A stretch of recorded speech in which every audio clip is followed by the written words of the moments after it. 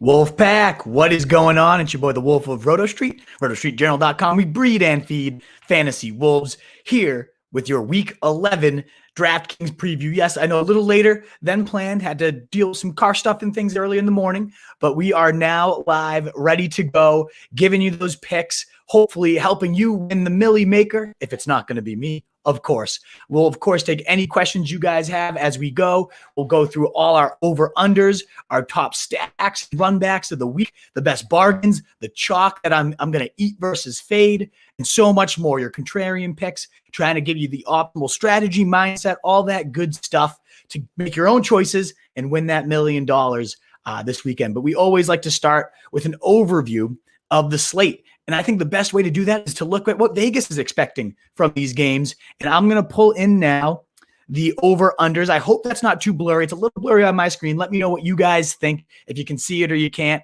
But this is my expectations for each game. We already saw Cardinals Seahawks did not hit that over. I'm pretty surprised by that. But Thursday nights, that often happens. Eagles Browns, I expect that to be a gross game, ground and pound by the Browns. I don't love Carson Wentz. I do like the fact that Garrett's not out. That could make that game a little more likely to blow up. But ultimately, that's not action I'm looking to get overly invested in. I wouldn't be shocked to see it hit like 48 and hit that over. Falcons Saints is one of my favorite games on the slate. I absolutely love this game to blow up. I think Taysom Hill is going to be the real deal. And I think that obviously Falcons, especially when they're fully equipped with Julio Jones, Calvin Ridley, all that good stuff, should be able to put up plenty of points on their own. It's atrocious defense versus a great offense. And I think it's my expectation with Taysom Hill. I really think this offense is going to have no problem putting up the usual 25 to 30 you're accustomed to with the Saints. I know the Falcons will be able to put up their 21 to 28 at minimum. That's my favorite game to target. I love game stacking that one. The other ones on the slate, I'm really interested in that Packers-Colts game, the highest one. So clearly not the most projected points of the week. Really the only game on the main slate over 51.5, over 50. You look at the offensive weapons on DraftKings, they're all under 5K, so many of them, all projected, 5%. That game could be the contrarian one to go after if it hits like Vegas thinks. And on the turf, I could see that speed really taking over. So I'm a big fan of that Packers-Colts one, given the low projected ownership and cost and the fact that Vegas thinks that could be the highest scoring affair. And then last but not least, a potential blow-up game. I really like, of course, the Titans and Ravens, if that can hit those playoff levels we saw. If Lamar Jackson, it's tricky. Can he get that offense back to what we used to see? Or have teams figured him out? Are they calling the plays at the line? Vrabel's obviously a great defensive mind. So if other teams are figuring out this Ravens attack, you've got to imagine Vrabel might be too. But if a game is going to go crazy, it could also be that one because the Titans defense just not that talented. And so Lamar Jackson could really exploit them, and we know how fast the Titans like to play. So that's my over-analysis of the week. I hope it was clear enough to see. If not, I will work on making a better visual for next time. But now that will bring us to Murray fires, touchdown, and it's DeAndre Hopkins. Our top stacks and running backs of the week. My favorite quarterback receivers to play together. And then, of course, the guys that should be on the other side. Pretty much 100% of lineups have at least one stack so far in the Millie Maker winners. Over 7 of them, 7 of 9 have had the double stack going with the QB and 2 of his weapons. And 7 of 9 have also featured a run it back, a player on the other side of it. So ultimately, I guess we have 10 weeks of data, so I got to update that. But still, the trends are very, very clear here. If you stack and run it back, you are optimizing your lineup. Before I get into the picks, Wolfpack, just if you don't mind giving us a thumbs up wherever you're at, YouTube, Periscope, Facebook, it helps us get out to more people. It tells the people that the content is legit and worth watching, which I hope it is. Hopefully, if you're here, that's because you like the show and you like what we're given. And the thumbs up helps us get out to more people, as do any shares you are willing to do. If you're catching the replay, awesome as well. Thank you so much for that. But that would be so appreciated. And of course, your questions, I will get to them all. These segments take about 20 minutes total, and then it's on to any questions you have for DFS or week 11. Let me know what I can do for you. My favorite stack of the week, my number 3 stack would be Justin Herbert, 6,800, Keenan Allen, 7,400. isn't quite the moneymaker we thought it would be last week, but this rapport is just unbelievable. 40% target share nearly for Keenan Allen. He is by far the main vein of this passing attack till Eckler returns, which is looking like it's coming sooner than later. Pumped for that. But still, I love me some Justin Herbert at 6,800, one of the more expensive quarterbacks on the slate. But for reason, I has been a revelation since taking over the starting role, top 7 in pretty much every single start this season. Moves at the offense moves at the fastest pace in the NFL, and all the looks go to Keenan Allen. It's just a funnel. So I really like that. I don't think the one thing I don't love about this game is the run it back upside. I ultimately, obviously, don't love anything on the Jets offense. That's not what I'm looking to build a lineup around.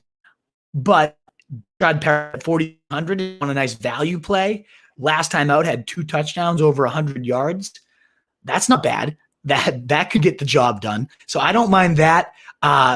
If I want to run it back, LaMichael Pirines 44, but I don't trust Adam Gase to use those running backs at all. I like this stack, but if I'm going to be paying up, there's a stack I like significantly more because it's coming in at less ownership and I think has much higher potential. That's Aaron Rodgers, 7K, coming in at under 3% ownership right now, projections.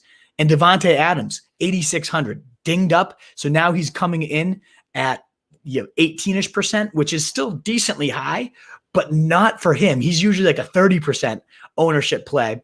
So to me, I think this stack could go completely bonkers. If Adams, because one, we get Turf Adams, which if you haven't learned, Derek Carty does a great job of outlining these points every week, but Turf Adams averages over 33 fantasy points per game. He's had more than 13 catches in 3 of his 5 games on turf, 13 or more rather. The guy's a monster. It's obviously happens for all receivers. Last year we saw it with Michael Thomas, but it's just unfair when you get DeVante Adams on turf, which they'll obviously be when they're playing the Colts. There's this supposed vaunted Colts defense. Yeah, they are good. One of the better units in the league, but the secondary is not their exact strength relatively. It's certainly the front, the linebackers great in coverage, taking out the seams, but Adams is just going to destroy Xavier Rhodes. Last year, if we got Adams on Xavier Rhodes in those Minnesota matchups, it was a lock button play. So I love getting Adams in there at less than usual ownership because of the questionable knee. I think Rodgers at under 5% ownership when he should be probably the highest scoring QB on this main slate. I love it. I have no argument against either of these guys. And then I love the fact that all the Colts are going to be so underowned and underpriced if you get the right one. They're underowned and underpriced because it's so hard to pick the right one. Which back is it going to be? Which receivers are going to be? Who knows? But I do think they're going to put up some points and yardage on the other side. And I love that. So I personally, which receiver is going to not have Jair Alexander, who's practicing in full? That's going to be the money pick. Is it Pittman at 4,500? Is it Ty at 4,200? One of those two guys is probably going to go berserk. Whoever doesn't draw Jair, good luck figuring that out. If anybody watching has any insight, please comment in and let me know what you're thinking, where Jair will land. I might just avoid it all and go Nyheim Hines at 5,200. Took over the backfield last week. Clearly the offense was better for it when you have that double threat of him. If they get down early, like I think when you game stack, you want that flow, right? Rodgers and Adams means the Colts get down. And when they're down, Hines is usually the projected guy to be in there. The pass catching guy, the game flow all makes sense to go heavy Packers, Hines on the backside. And he's also coming in at 4 to 5% owned. The number 2 defense against running backs, your draws, all that stuff. He's going to chunk and chunk and chunk if he gets the role he got last week. That's an easy bet to make after he dominated with the game script here. So I love an underowned, underpriced Hines. Some people will, maybe Jay Taylor takes over the game early and the script goes and flips. That would blow. But I still think if you're going with that Rodgers-Adams stack, a Hines run it back makes perfect sense. And my number 1 stack of the week, I think a lot of people are going to be all in on this guy, but Taysom Hill. Love him at 4,800. What more is there to say than the Konami code excellence 45140, 95th percentile for that, 97th percentile on burst score according to Player Profiler. The athletic freak, you're squatting 500 like it's nothing. The guy is a monster athlete. We see him run. He's punishing over 35 yards in like 4 or 5 straight weeks. Great at the goal line. I mean, he's going to run in for probably 60 yards and a TD. You've already got an 11-point floor, and that's conservative. That's the floor again for rushing. There's a chance he runs in for 2 touchdowns, a Cam Newton style game. Suddenly you're at 17 points on rushing alone. And then, oh, wait, he gets the most generous defense in the league, the Falcons, to quarterbacks. I mean, it's not like he can't throw just because he runs first. So I love everything about his setup, especially the price. It's very easy to see him going between 20 and 30, 4 to 5s timing that price in terms of points. 25 points would be more than 5 times the value. I can definitely see him doing that against a defense averaging, right around 26 points allowed. Love it. And I love that and stacking that with Alvin Kamara. When we saw limited Taysom Hill in the preseason, it was a lot of designed runs and then a lot of dinks and screens to the running backs. Kamara, who better than that? Against a Falcons team giving up a ton of receiving points to running backs, but actually very stout on the ground. That's a Kamara script if I've ever heard one. And especially with everybody else on Dalvin Cook, going to be tough to squeeze both those guys in your lineups. Give me Alvin Kamara, lesser owned, 10%. We'll talk about that in the chalk talk in a little bit. But you could also consider stacking him with Sanders and Jared Cook if you want to get a value pass catcher in there besides the running back. Of course, your run it back with the Falcons is in play. This offense should put up plenty of points. That's the game I'm definitely attacking. Calvin Ridley, projected under 5% owned because of that injury and concerns. Would love to get him in there. But I also love, if you want to go more value there, I think Hayden Hurst against a team that's generous to tight ends all year could be a great play at 4,400. Find the end zone once, maybe even twice. He's won Millie Makers before. I like that game. I love Taysom Hill. I think everybody will. He's going to be the chalkiest quarterback, but for good reason. And I think it's going to be tough to win. And it still won't be like a 40%er at quarterback. It's a one position, So I like to eat that chalk. And actually, let's just get right into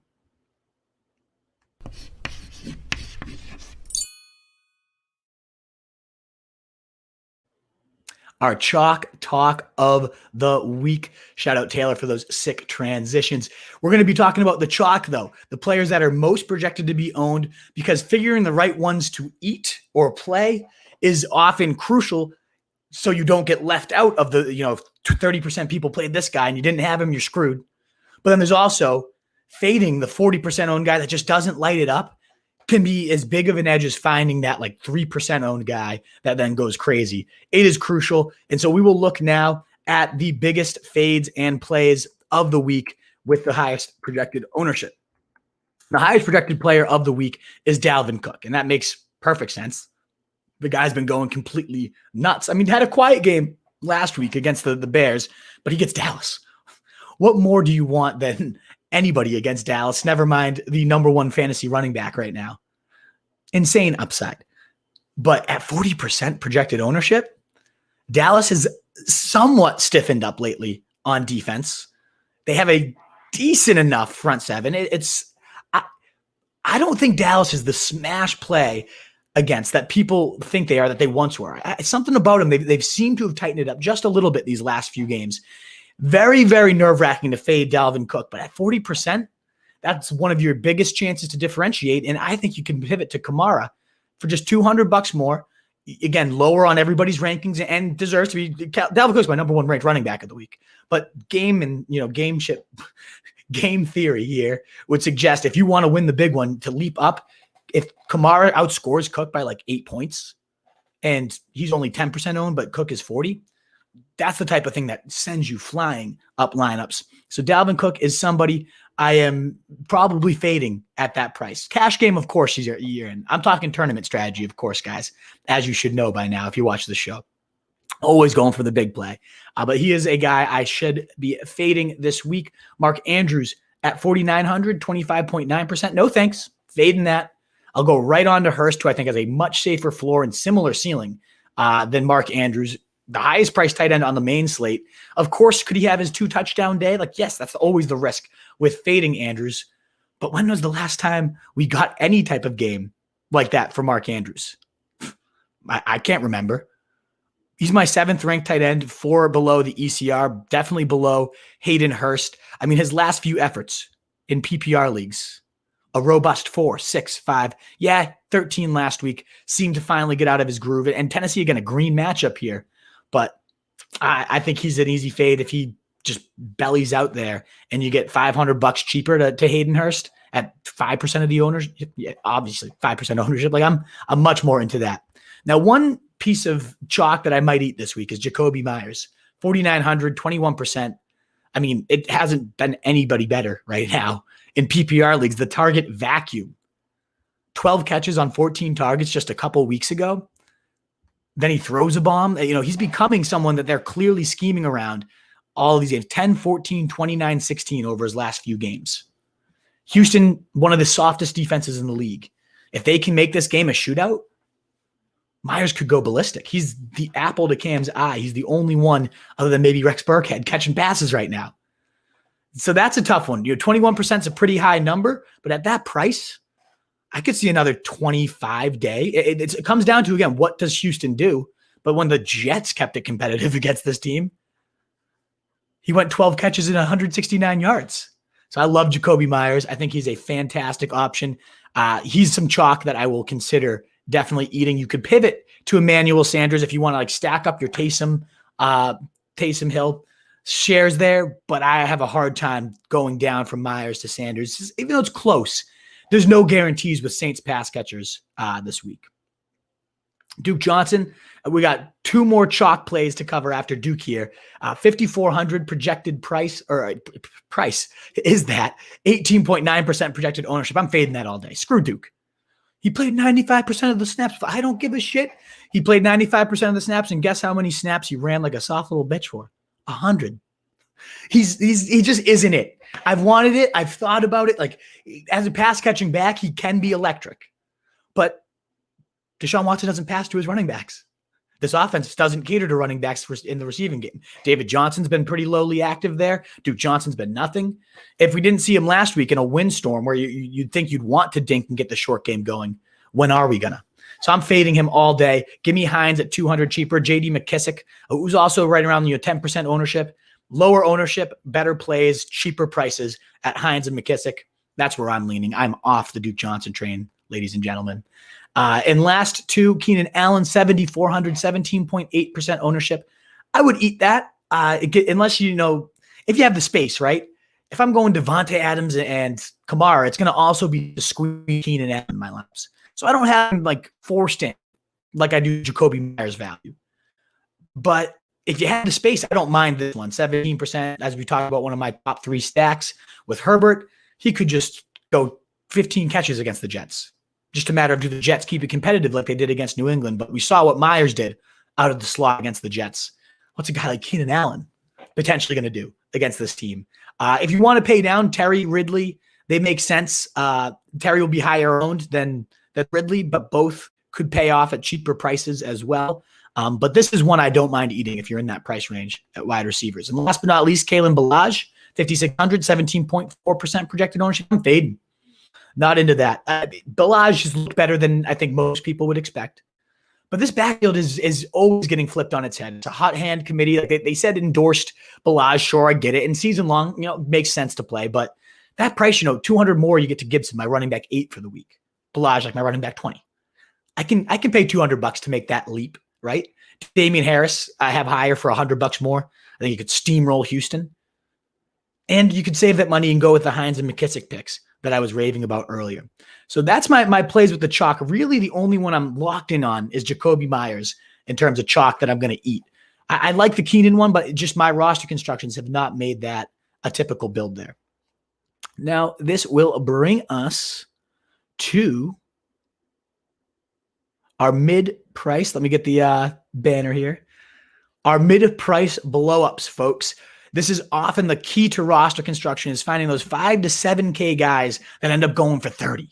That 5 to 7 times the price that you paid for them. And I like to just look through mostly wide receivers and running backs here. Let's talk about the blow-up potential running backs. Mike Davis against the most points allowed Detroit Lions could be in for a steamrolling effort. I'm fading myself. But I do have to recognize the value he could bring if he sees the expected 18, 20 touches, especially if PJ Walker's under center. They're probably going to run this offense through him. Now, he's disappointed in 3-4 straight weeks. But I don't know if anybody will disappoint against the that Detroit defense. So I like him, Davis, at that price. Love Gibson, as I kind of was alluding to earlier, fresh off yet another monster performance, 2-touchdown day, over 100 yards. He's looking great on the ground. And what if this is the week he finally gets those 7, half of the targets that McKissick gets? He sees 7 this week, right? Something of that crazy nature. You did draft a wide receiver, convert him to running back, only to take him off. They keep hinting his role is going to grow. His role is going to grow. And it is. It's getting steadier and steadier. But I'm really into Gibson at that price range. Think he could go nuts. And then we talked about Bernard. We have not actually, but Mixon's out. Bernard averages over 19 fantasy points per game. Everybody wanted to use him a couple weeks ago when he was the shiny new toy. People are forgetting that he's put up 21, 23, and 9. Like the 9-point dud kind of stung. I get it. But it was against the Steelers. Everybody puts up duds at the running game against the Steelers. Oh, and it's his birthday this weekend. Birthday blow-ups have been the reg. You got Jacoby Myers on that huge day we alluded to, 12 catches, 169, his birthday. Derrick Henry, 184 to TD on his birthday. A lot of birthday blow-ups these last few weeks. I know it's stupid to put your crazy DraftKings hopes and dreams onto a birthday narrative, but the price is also right at 5,500. At the history we've seen with Gio Bernard, totally could see 20 points at that mid-range bargain price and love it. And then Hines, again, just emphasizing the upside he has if this game script goes in his favor and they actually do the Colts what we should expect when they get down.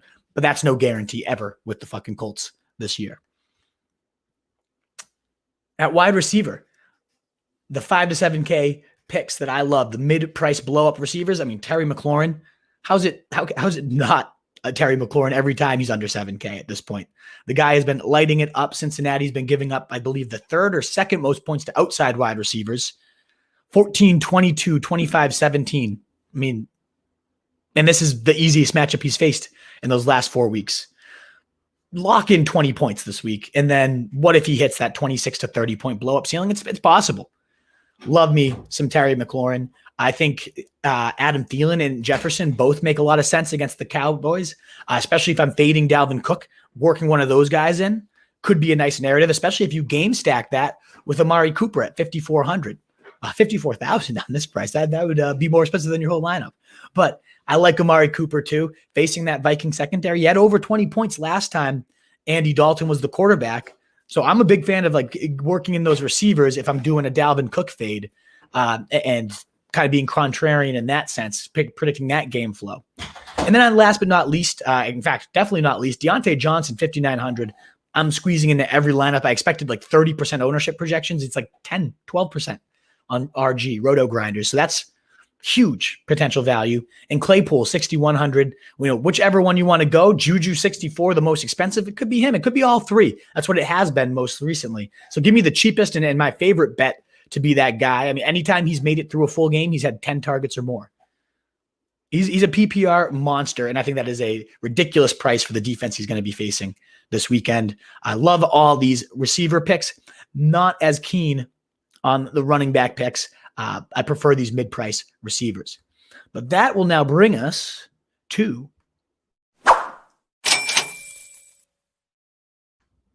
the bargain hunters, the guys that are under 5K that could flip your lineup script. For running back, I love Ahmed at 4,800. I mean, played 75% of the snaps, saw 80% of the touches, 80 yards and a touchdown. Bam. 16 quick points. Love it. Ran 15 routes. The only running back to run a route last week. Love it. Now I get Breida's coming back, so that could be one that falls on its face. But Breida's going to make you fall on your face. This offense has operated with like a one-back show for a lot of the year with Gaskin. So I like Ahmed to keep that tradition and keep the seat warm, right, for Gaskin coming back and an easy matchup here. Nonetheless, I love Bear 4K AP this week. Probably my favorite running back value. Actually, definitely. I'm going him in pretty much every lineup. Carolina, a joke of a run D. And with Galladay now out, they're going to want to just establish that run and pound. No Swift, of course, with the concussion. That opens up a huge value door. And what if he catches just 2 balls too? It's like he can't catch. Carry on at 4K could also be interesting, but I think AP's the clear-cut lead entering the game. Don't be shocked for 70 in a TD. What if the dude goes bananas for 100, catches a few dinks? Love him as a value play. And then maybe Burkhead, 4,600. I like Ahmed if I'm going to go up that high. I'd rather save the money and go to AP. But against Houston, any running back can have a monster day. And he's so involved in the receiving game, seems to have taken over for James White in that sense. So those are the guys under 5K at running back I absolutely love. Did forget, though, to switch my banners there. Bargain hunters. Mid-price blow-ups with the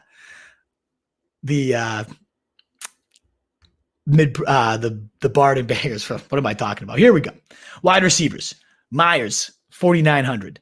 Love him. We already covered that. It's chalk, and it's chalk that I'm willing to eat. Been dominant. And if Houston can keep this game competitive and they have to keep the air under the ball, you're looking at a 10-catch, 100-yard day. Reagor, 4,300 against Cleveland. They're susceptible to the big plays. We got no Myles Garrett doing the pass rush thing, giving Reagor some time to get deep. I could see this being the blow-up game. He led the team in targets last week, been pretty involved in the 2 weeks he's been back. We're just waiting for that big one to pop. Against Cleveland, it's totally possible. Ward is a pretty lockdown guy, but he stays. 90% of his snaps come from his one side, whereas Reagor's moving all over the place. Doesn't play more than 30% of the snaps at any one position. It's always you're moving all over the place. I like him a lot. But I also love the Colts receivers, especially if I'm doing that Aaron Rodgers, DeVante Adams, potentially Allen Lazard stack. You got to run it back if that's going to be your avenue. So who's it going to be between Pittman or T.Y. Hilton? I mean, I like Pittman a lot more as a player. Just who's going to get Jair? Pittman, then he's going to do jack shit. But what if they just stick him on Hilton, take him out of the game? 7 catches on 8 targets last week, 101 yards and a TD. Beautiful. Beautiful stuff. Rushing yards too. I mean, love it. Love the guy. Pittman is a baller, and he's kind of showing it up. He's finally getting the usage he deserves. Led the team in snaps 2 weeks ago. So if he's on the field, 45, I like that one a lot. And then, yeah, I mean, those are the top ones. I would go with those guys.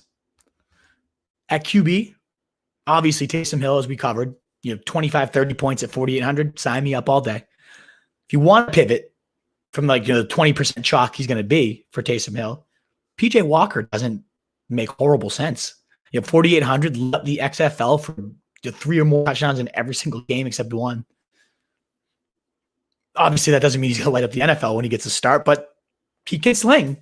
He played for Matt Rule. We got to see if Teddy Bridges out. I don't know who I would stack him with because I don't know his tendencies or who he's going to throw to, but just if you want to pivot away from Taysom Hill, I'm not advising that. I won't be, but throw out the name there.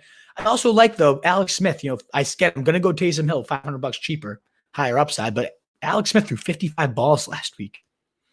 And I love, as we're going to talk about in a second, Logan Thomas. I love Terry McLaurin, as we've already said. So I think Alex Smith, we've already talked about McKissick and Gibson. I just think I'm like a gross fan of the Redskins. And it makes for some nice values when that defense blows. So I like them for my value play quarterback. And as I was just hinting at, for my tight ends, just getting the banner. I value tight ends. Love me some Logan Thomas at 3,300. And only 10% ownership projections. I thought that was going to be higher. Give it to me all day. Not $330. Whoops. That would be quite the value, huh? But no, 300. And Hayden Hurst, as we talked about, 5% owned, could get his ass to the end zone quite easily in a game that I think is going to be a points bonanza against a defense that's not very good against tight ends. But Logan Thomas in particular, green light matchup. He's just getting volume every single week. Alex Smith, I think double digits every time Alex Smith has been out there. I don't know how the price is that low, to be honest.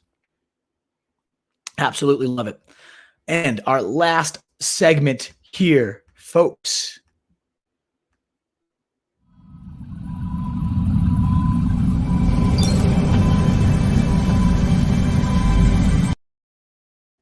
The sub-5% plays, the under-owned guys, those contrarian guys to keep your lineup under that high ownership that you got to have at least one or two. Every single Millie maker, other than one, has featured at least one 5% guy. Many of them have been 2 to 3.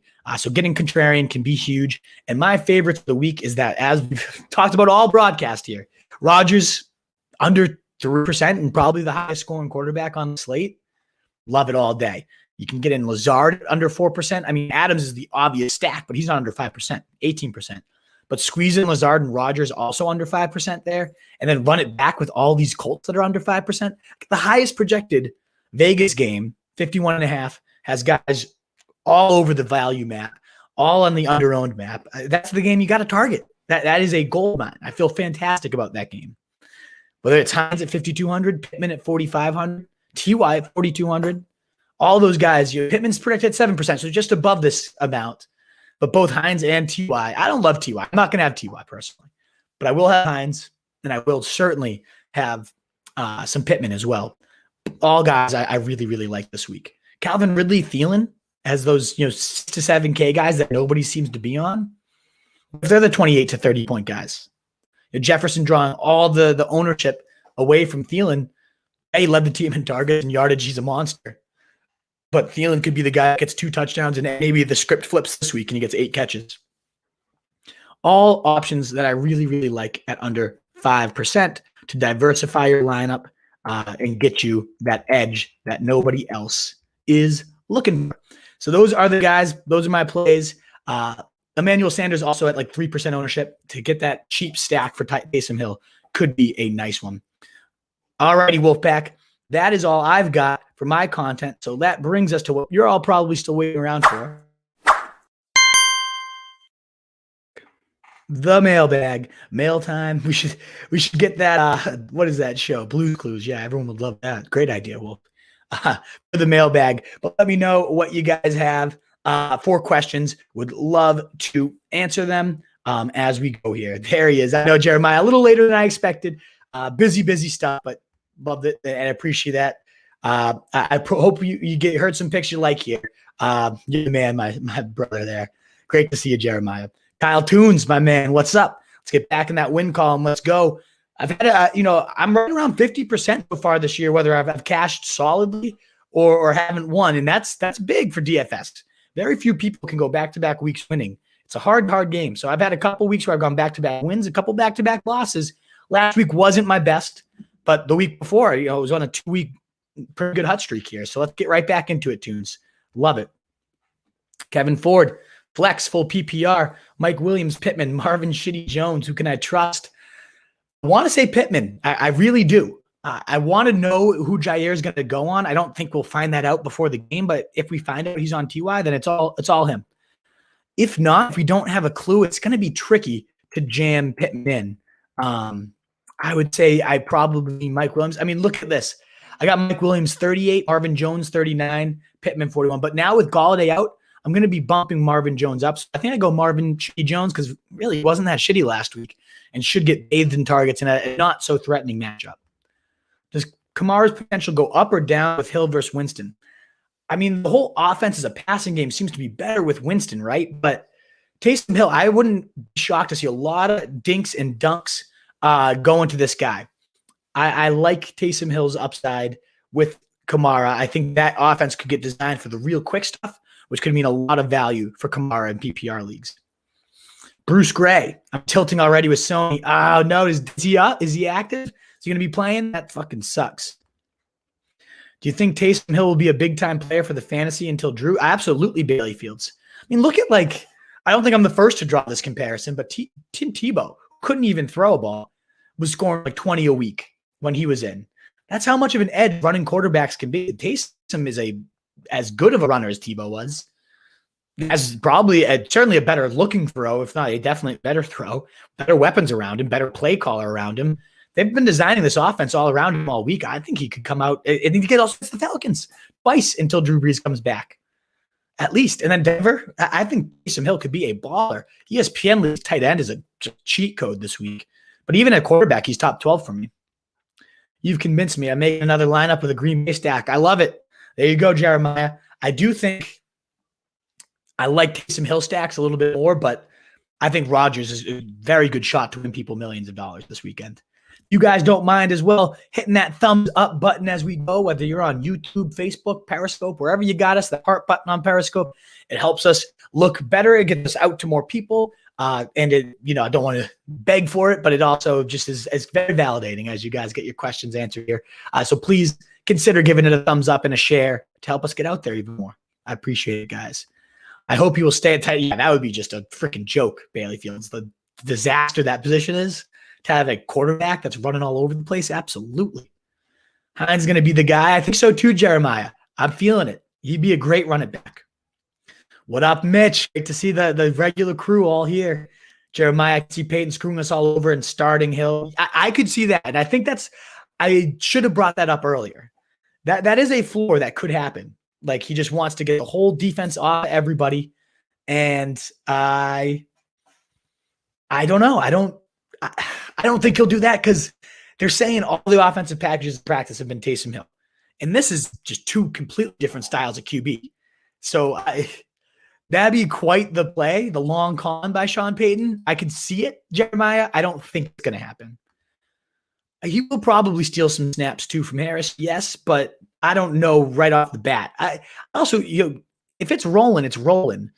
And Harris has been absolutely steamrolling. He could get the hot hand early against Houston, and Belichick's not going to go away from it if he does. But it does add some risk. If Harris is a slow starter, I won't think he will be. But if he is, it adds some risk. Bruce Gray thought something was funny. Glad to make you chuckle. Not sure what it was. Sony, oh yeah, we just covered that. Sorry. Craig Sarno, happy Saturday, brother. The nice one we got here in Bevtown. FF undefeated, Mr. Jake Knight. Should I plug in to be Cousins, Bridgewater, Burrow, Stafford? I mean, we don't know we're getting Bridgewater this week. Taysom Hill gone? Looks like go Taysom if not. Otherwise, I think I'm leaning Burrow. I don't know. This is, Jake, I'll tell you this. I have those guys just neck and neck.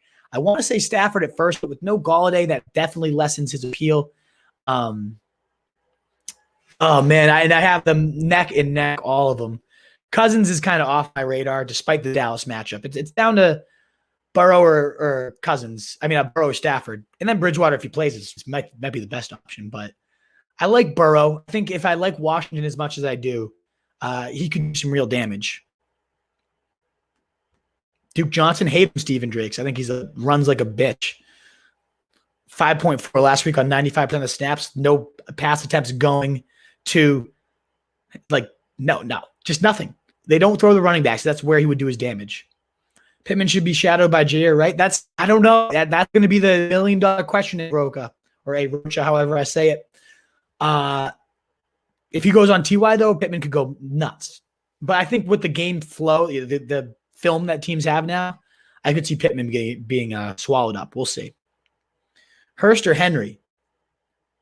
I like Hurst. I really like Hurst this week. Derrick Henry, Connor? Got to go Derrick Henry, baby. Never bench Derrick Henry, Bruce Gray. Marvin Jones, Curtis Samuel, Ahmed on the flex.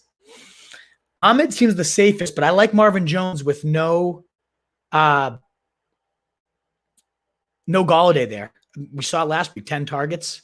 No Danny Amendola either. Like, who else? Marvin Hall? Come on. Sub, let's fucking go. Absolutely, guys. Any subs are so greatly appreciated regardless of where you're at. Love it. My main DFS line was the Matt Ryan stack. Would Hill be the better stack? Don't want to give you off of what your gut was feeling, Jeremiah, but I personally love the value I save at Taysom Hill. I think he has just as much upside as Matty Ice. So when I can save, what is it, $1,500? That could give me some beef to get to Adams or Kamara. Get those two studs locked in instead of just mid-price hunting. If I can get a stack around Taysom Hill, 2 chance shots it takes make me laugh. Absolutely, Bruce. Makes me laugh at how much he runs like a soft little bitch. Runs like a bitch, smells like a bitch. It probably is. No, I'm done with him. He cost me a league, so that's why I'm so spited. Watch him go for 20 this weekend, but I don't see it happening. You're welcome, Bruce Gray. You're welcome, FF Undefeated. Good luck this weekend. Top 5. Let's go. Got to keep defending that turf, top 5 turf. I'm feeling great about my rankings this week. We'll be updating them tonight once a little technical difficulty gets fixed with Fantasy Pros. Waiting for Alex Collins to get removed. But we'll be updated for Sunday morning. Don't you folks worry. And last one here for Jeremiah Moore. Kamara Bernard at running backs. I like it. I like the 5,500. I like the 9,200. Very solid build. I'm getting AP at 4K, though. I have to save there. Is the running back I'm going after. And Burrow, if not him, Bridgewater, if healthy. Yeah, I like that, Jake. I think it's a great game plan. But check in tomorrow, the Sunday tailgate, 11 a.m. Eastern time, folks. We'll answer all your sit starts and anything else that you guys want to discuss as we lead into the kickoff. You're welcome, Jeremiah. I'm glad I gave you some good insight. I hope I help you win that millie. Don't forget me if I do. I know you've been crushing it a little bit over there too. So let's go. Let's have a great DFS weekend. Let's have a great seasonal weekend.